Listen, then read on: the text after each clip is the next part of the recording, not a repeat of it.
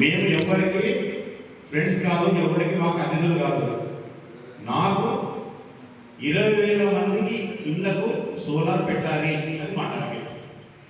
నరేంద్ర మోడీ గారు, ప్రధానమంత్రి గారు నాకు ప్రతి ఇంటికి సోలార్ చూస్తే కనుక ఇంటికి పెట్టుకుంటే మాకు 2 కోట్ల రూపాయలు మా మున్సిపాలిటీకి వస్తాయి. అంటే మీకే రోడ్లు వేయడానికి, కాలువలు వేయడానికి 2 కోట్ల డబ్బులు ఉచితంగా వస్తాయి.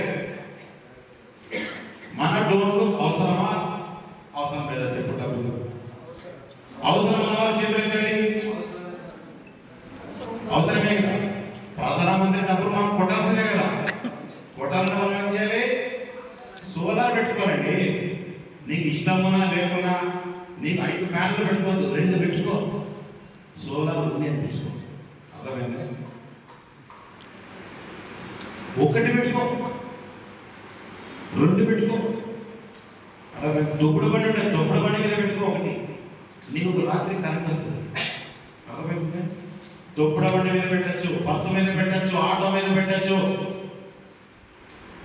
మనసున్న మార్గం ఉంటుంది. పొట్ట మీద పెట్టుకో, బస్ స్టాండ్ మీద పెట్టుకో. మా ఆఫీస్ మీద పెట్టుకుంటున్నాం మేము. నెక్స్ట్ ప్రాజెక్ట్ ఎక్కడ? రైలు పోతుంది కదా, రైలుకి కరెంట్ పెట్టుకుంటుంది పైన. చూసినావా? ఆ కరెంట్ కూడా ఎట్లా ఫ్రీగా ఆలోచించామంటే రైలు పట్టాల మధ్యలో ఖాళీ స్థలం ఉంటుంది. ఆ స్థలంలో సోలార్ పెట్టాలని ఆలోచించాం. కర్నూలు నుంచి డోన్కు, డోన్ నుంచి కర్నూలుకు ఈ కరెంట్ ఏదైతే ఉంటుందో మధ్యలో సోలార్ వస్తుందో ఆ సోలార్ కరెంటు పైన రైతుకి ఫ్రీగా కరెంట్ వస్తే ఫ్రీగా రైతు ఉంటుంది. ఒకసారి తిరగదు, 2 సార్లు తిరుగుతుంది. తిరగదా? అట్లాంటి ఇన్నోవేటివ్ యాక్టివిటీస్ ఏమైనా మీ దగ్గర ఆలోచనలు నాకు చెప్పండి. మేము ఆలోచించింది ఇది సార్. అదెందుకు సార్? వేరే రకంగా ఇంకోటి ఉందంటే అది చెప్పండి నాకు. మీరే ఇంప్లిమెంట్ చేస్తాం, మీ పేరు పెడతాం దానికి. ఆ ప్రాజెక్ట్ మీరు పెట్టుకోవాలి. నేను చెప్పిన ఐడియాస్ కరెక్ట్ రంగా.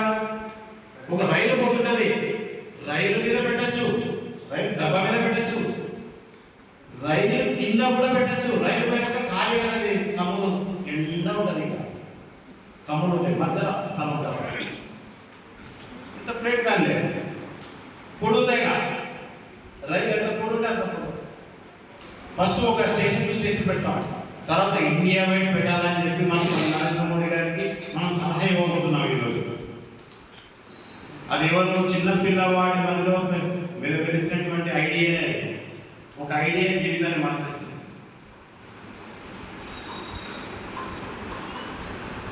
ఇవన్నీ మనం చేయాల్సిన ప్రోగ్రామ్స్. మీరు మారండి. ఇంటికి మనం ఇల్లు కట్టుకున్నాం, లక్షలు పెట్టి ఇల్లు కట్టింటాడు. ఇంటి పనులు వచ్చే లోపల అలాంటి ధోరణి మార్చుకో. ఇంటి పనులు ఎవరికి పనులు కడుతున్నాం? గవర్నమెంట్ కడుతున్నాం. ఒక ఆమె ఉంటుంది, ఆమెకు చదువుకోలేదు. ఆ ముసలామె ఉంది కదా, ఆ ముసలామె